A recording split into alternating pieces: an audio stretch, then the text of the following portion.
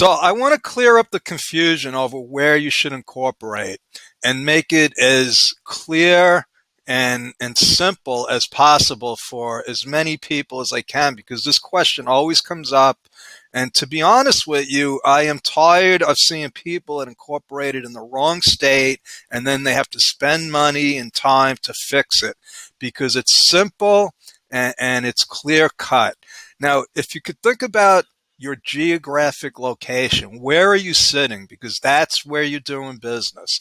It doesn't matter if you have an internet business, an Etsy shop.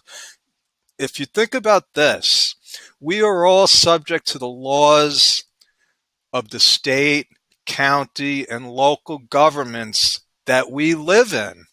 There's no way around it.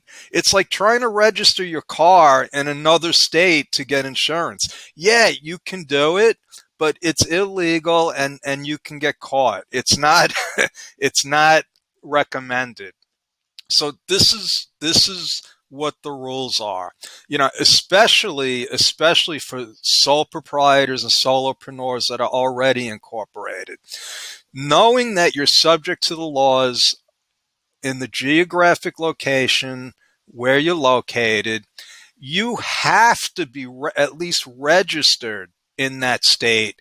You have to be authorized by the Secretary of State to do business in your state.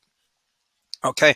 And if you don't, I'll tell you what happens. So I have a client that had went to a tax attorney and set up an LLC, which is the wrong form of business to begin with, in Delaware. The only problem with that is that she lived in California.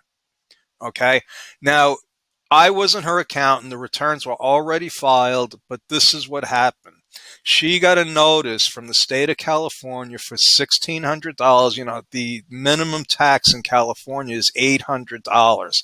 So she got a bill from California for $1,600 plus interest and penalties. And there was nothing we could do about it.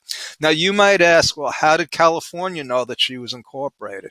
Well, they're tied into the post office. They have all the information. So they saw a Delaware corporation with the California address. And that's the way it works, folks. There's no hiding. You got to understand that in today's world, they have your IP address. You can't say that if you're living in New York that you're doing business in Nevada unless you actually are. And let me let you in on something else. You still got to pay taxes in New York and this is what it comes down to: geographic locations. Where are you actually physically doing business?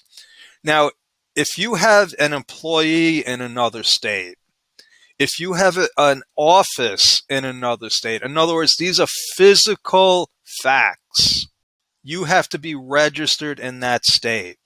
So it's a matter of compliance. And unfortunately, like I said, in today's world, they have everything they need to know to nail you. It's just a matter of time. Okay, so incorporate in the state you're doing business in physically, and that's it. Over and out. There are no other shortcuts. There are no doing business in states with no taxes. What you can do is move to Florida, move to Delaware, move to Nevada, or move to Texas or Wyoming. 5 states I know off the top of my head have no state income tax. So that's my story. I'm sticking with it. Incorporate in where you're sitting. All right, over and out. Thank you.